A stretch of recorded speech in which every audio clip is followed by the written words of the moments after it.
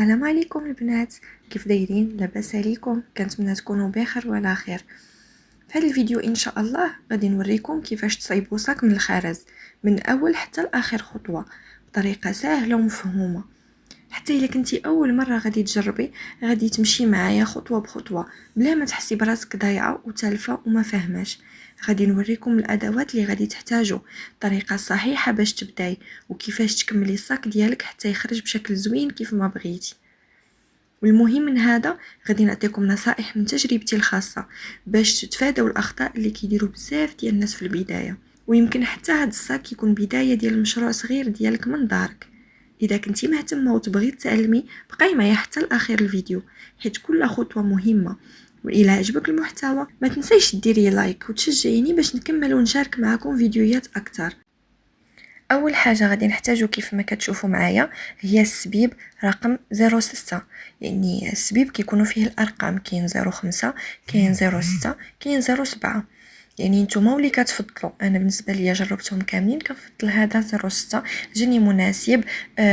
05 كنت خدمت بيه ولكن ملي كتجري كتفرص عليه واحد شويه كان كيتقطع عليا، ما عرفتش واش كلشي كيطرى له هذا المشكل هذا. المهم انا ما ارتحيتش ليه، ما عجبنيش في الخدمه نهائيا.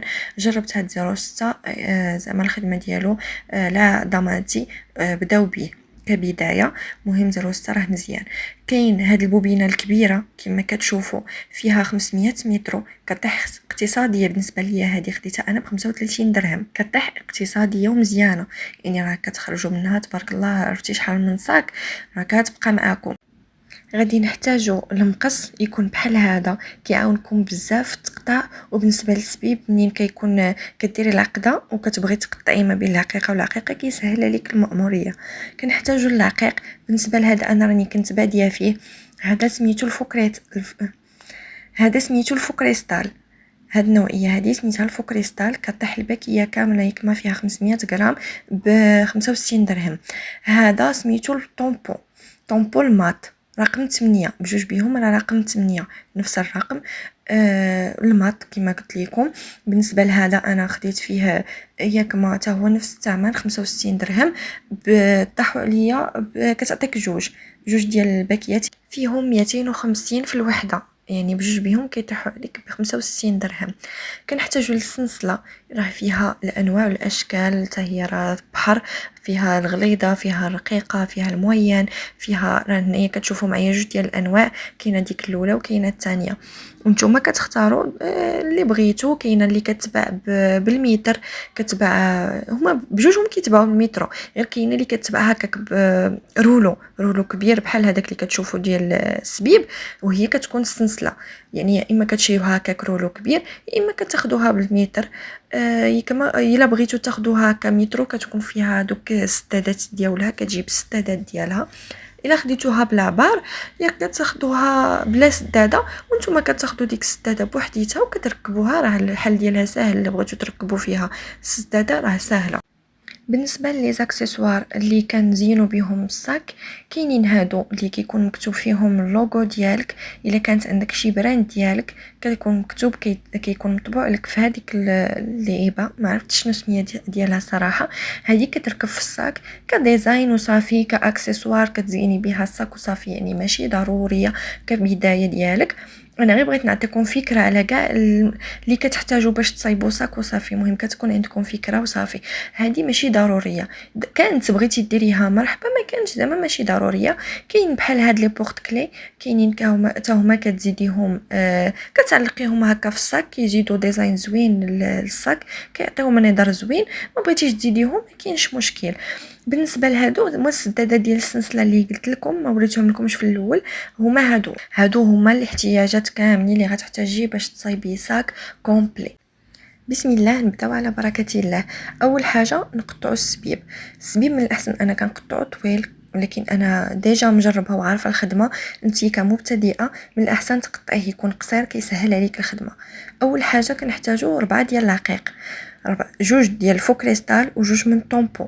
كنديروا الاولى وحده من طومبو وحده فوكريستال، كنزيدوا الثانيه من طومبو، كنزيدوا الرابعه من الفوكريستال، كنديروا 4 ديال العقيقات. يعني غادي تكون عندنا غرزه رباعيه، يعني فيها 4 الحبات ديال العقيق. تاخدو عقيقة الفوقانية غادي ترجعو فيها نفس السبيب اللي خارج منها، كتعطينا ديك الدائرة هكاك، كنخشيو فيها السبيب اللي من الجهة الأخرى كندخلوه في هذيك الدائرة. منين كندخلوه كتعطينا ديك العقدة الصغيرة اللي كتشوفوا فيها، هذه كتحاولوا بلو ماكسيموم تجروها لداخل باش ما تبقاش باينه على برا. ومنين كتدخليها لداخل وسط العقيقه كتجري مزيان باش كتزير معاك، باش كيتزير معاك السبيب ياك، باش ما تبقاش ترخف لك من بعد اولا ديك الغرزه اللي درنا لداخل وسط العقيقه تخرج على برا. ردوا البال مع هاد القضيه هذه، بقاو اي غرزه درتوها كمبتدئه بقاي تردي البال ديك الغرزه تشوفيها راها لداخل وسط العقيقه ماشي خارجه على برا. دابا غندوزو للغرزه الثانيه. غادي نحتاجو فيها 3 ديال العقيقات، لان ديجا عندنا وحده راه خارج منها السبيب.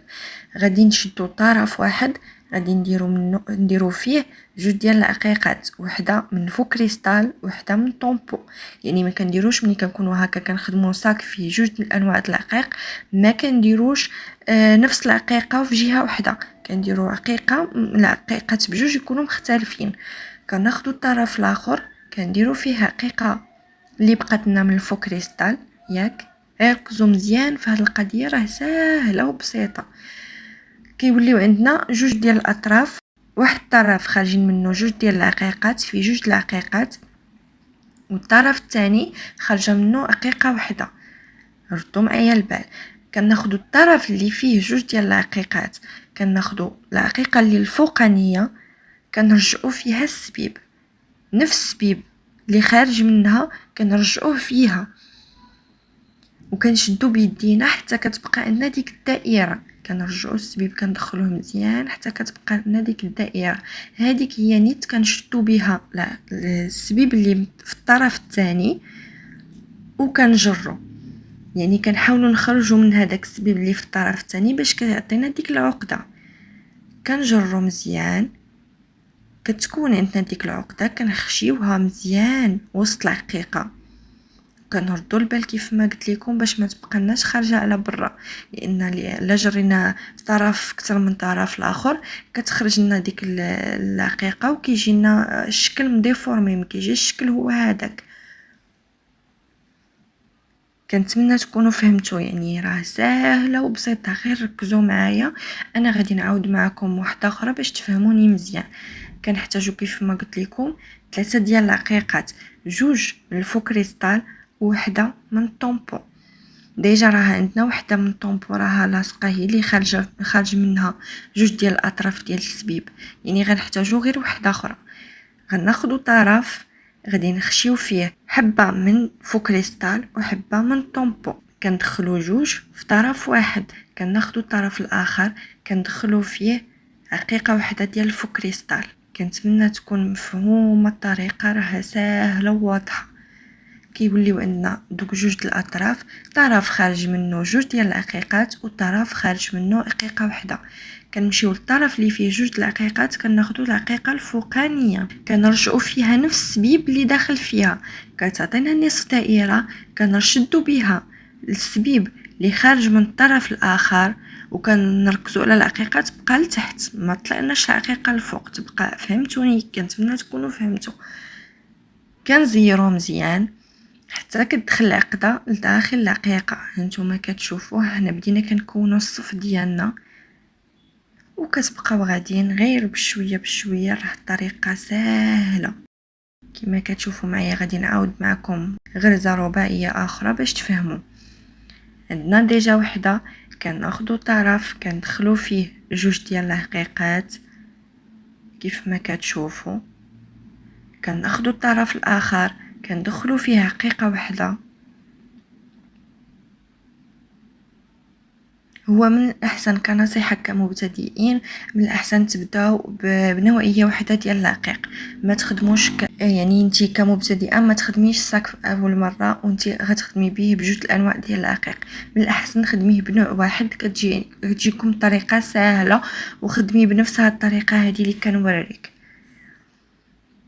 هانتي ملي كترجعي السبيب في نفس العقيقه كتعطيك ديك نصف دائره، كتدخلي فيها السبيب ديال الطرف الثاني. هانتوما انا كنوريكم بانكم خصكم تردوا البال مع ديك الغرزه تكون داخل العقيقه. هانتوما وكتبقاو غاديين هي هكا بشويه بشويه حتى كتكملوا الصف ديالكم. دابا وصلنا لاخر الصف باش غادي ندورو نكونوا عاوتاني السطر الثاني. دابا كملنا السطر الاول، غادي ندوزو ان شاء الله نوريكم طريقه باش تجيبوا الدوره وتبداو في السطر الثاني. دابا كنمشيو لاخر طرف، يعني بقات لنا اخر عقده، اخر رباعيه باش غندوزو للسطر الثاني. هنا اللي كيكون الاختلاف واحد شويه، ما كنخدموهاش بنفس الطريقه اللي مشينا عليها من الاول، كيكون الاختلاف واحد شويه باش كما قلت لكم كتسهل لنا المأموريه باش ندورو للجهه الاخرى ونبداو في السطر الثاني كيف ما قلت لكم. اول حاجه انتم كما كتشوفوا معايا كيكون عندنا جوج الاطراف كيف ما شفتوا من الاول، كتكون الطرف اللي الفوق واللي لتحت. حنا كنمشيو اللي من لتحت ياك كما كتشوفوا معايا اللي كيكون على يدينا اليمين، اللي من الجهه التحتانيه كندخلوا فيه 3 ديال العقيقات بثلاثه بهم. كندخلوا اول وحده الفوق كريستال ياك كتكون مختلفه على العقيقه اللي راها عندنا ديجا خارج منها السبيب. كنتمنى تكونوا فهمتوا، يعني كنخالفوا العقيقات، ما كيكونوش وحده اختها، كنديرهم مختلفين. كيف ما كتشوفوا معايا كناخذوا اخر عقيقه بقات لنا من الفوق، كنرجعوا فيها السبيب النيت ديال اللي خارج منها، اللي كان طالع منها هو نيت كنوليو نردوه فيها. كتبقى لنا ديك الدائره كنشدوا بها العقيق ديال الطرف الاخر كما كتشوفوا معايا وكنزيروا. هادشي في البدايه كيخصو غير شي شويه ديال الخاطر وتركزوا مزيان وراه ساهل. فوا غادي تخدموا الساك الاول غادي يبقى يجيكم ساهل تخدموا اي ساك بغيتو. كيف ما كتشوفوا معايا شتي دابا العقده فين ولات عندنا الفوق، ما بقاتش باش فهمتوا باش غادي نجيبوا الدوره ما بقاتش طالعه غدا مع السطر، ولات جايه جنب، جايه في الحقيقه اللي في الجنب. فهمتوني ياك؟ واخا دوك جوج الاطراف اللي عندنا ديال السبيب كناخذوا الطرف اللي من الفوق اللي على اليد اليسرى ديالنا، كناخذوه كنديروا فيه جوج ديال العقيقات، ثلاثه سمحوا لي، كنديروا فيه 3 ديال العقيقات، وحده من الطومبون نفسها باش كنبقاو غاديين في الصف. هو هذاك حنا بدينا في الاول بالطومبون، يعني غنبداو حتى في السطر الثاني بالطومبون، كنبداو بيه كندخلوهم بثلاثه بهم في السبيب اللي من الجهه الفوقانيه. كناخذوا اخر عقيقه كنردوا فيها، يعني نفس الطريقه كتبقاو غاديين عليها، كنردوا فيها السبيب ديك الدائره اللي بقات لنا كنشدوا بها السبيب اللي في الطرف الاخر وكنجروا مزيان، كندخلوا العقده وكنزيروا. ركزوا معايا زيروا مزيان باش الصاك ما يجي مشدود مزيان، ما يجيش مرخوف، ما يجيش السطر عوج. فهمتوا؟ ردوا مزيان البال لهاد الحويجات هادو باش لان ديك العقده اللي كتكون وسط العقيقه راها كتلعب دور كبير بزاف. الا خرجت من العقيقه راها تضيع لنا شويه الشكل، وحتى في المنظر كتبقى باينه ما كتجيش زوينه. من الاحسن نركزوا معاها باش تكون داخل وسط العقيقه. كيف ما كتشوفوا كنزيروا مزيان. دابا هنا شنو كنديروا في هذه الحاله هذه؟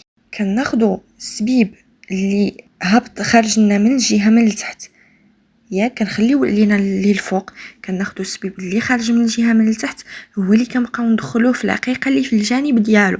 فهمتوني؟ كيف ما كتشوفوا معايا كناخذوا الطرف اللي الفوق كندخلوا فيه جوج ديال العقيقات كيف ما قلنا باش كنكونوا الرباعيه ديالنا. كيكونوا عندنا جوج ديجا راهم داخلين في السبيب وجوج كنضيفوهم في السبيب اللي خارج من الفوق.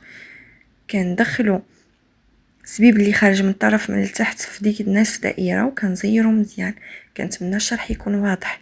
غادي نعاود معكم غرزه واحده اخرى باش تفهموني. كناخذوا الطرف اللي من التحت اللي خرجنا من تحت العقيقه، كندخلوه في العقيقه اللي في الجانب ديالو كيف ما كتشوفوا معايا.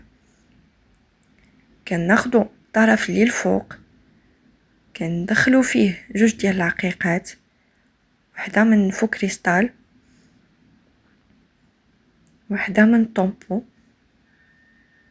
كناخذوا اخر وحده دخلنا، كنرجعوا فيها كما كتشوفوا معايا، كنرجعوا فيها السبيب اللي هو خارج منها نيت، كنوليو نرجعوه فيها باش كتكون عندنا ديك الدائره، باش هي اللي كنشدوا بها الطرف الاخر اللي خارج من العقيقه من الطرف الاخر، وكنزيروا كتكون عندنا ديك العقده. كندخلوها مزيان وسط العقيقه، كنزيروا مزيان.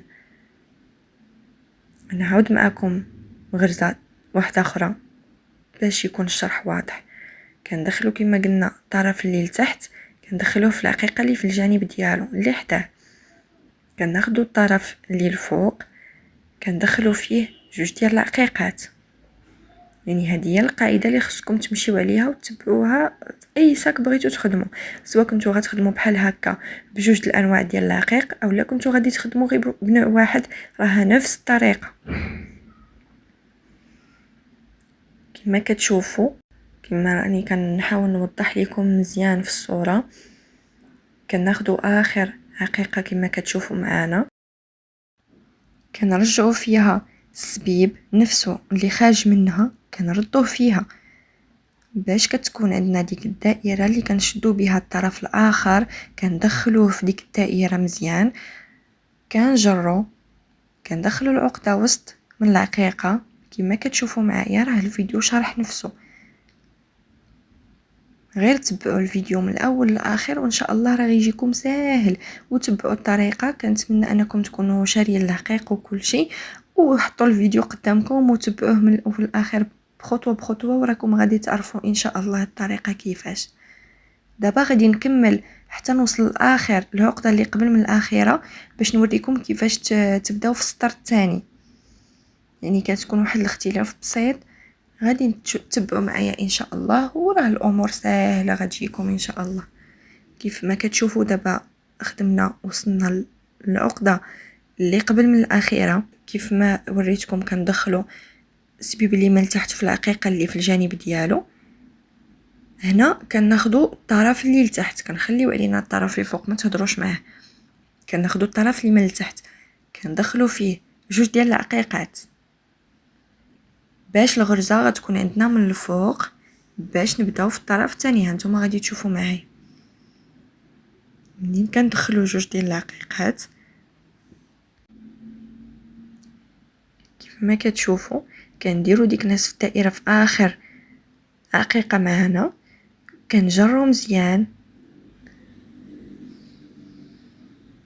شفتوا الغرزه فين جاتنا؟ شفتوا الغرزه جاتنا في الجانب باش نبداو السطر الثاني. دابا كما كتشوفوا باش غادي تبداي السطر الثاني، غادي تاخدي الطرف اللي خارج من التحت ديال العقيقه اللي على يدك اليمين، كنخليو علينا الطرف الاخر، كندخلو فيه 3 ديال العقيقات كيف ما كتشوفوا. الاولى، الثانيه، والثالثه راني غلطت فيها، كنعتذر ما رديتش البال. الثالثه راني غلطت فيها، انا غادي نبدلها. يعني الاخطاء راه كيقدروا يوقعوا، راه بنادم راه العيا وهذا راه ضروري الاخطاء كيوقعوا. كناخذوا اخر عقيقه كيف ما قلنا، كنرجعوا فيها السبيب، كناخذوا ديك الدائره اللي كتبقى لنا كنشدوا بها الطرف الاخر، كتجري مزيان، كتدخلي ديك العقيقه وسط كتدخلي ديك الغرزه عفوا وسط العقيقه، كتكون عندك الرباعيه ديالك كيف ما كتشوفي معايا. كناخدو الطرف اللي من التحت ديال العقيقه كندخلوه في العقيقه اللي في الجانب ديالو نفس الطريقه. باش مشيتي في السطر الاول غتمشي في السطر الثاني، كتدخليها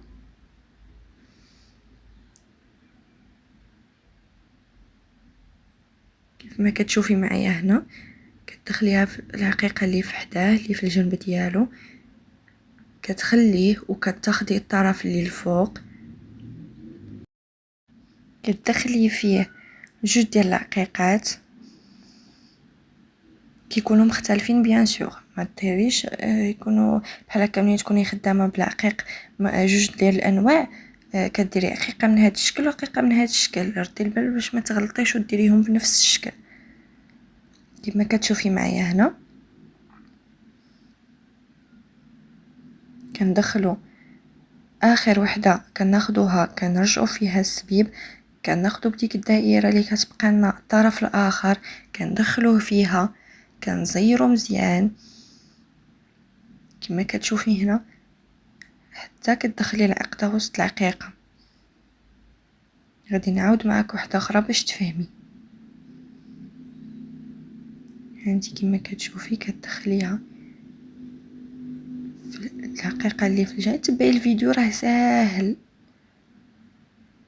يعني يقدر الشرح ديالي ما تفهميش مزيان، ولكن هي تبعي طريقه الفيديو راه ساهله. كما قلنا كناخذوا الطرف اللي الفوق كندخلوا فيه جوج ديال العقيقات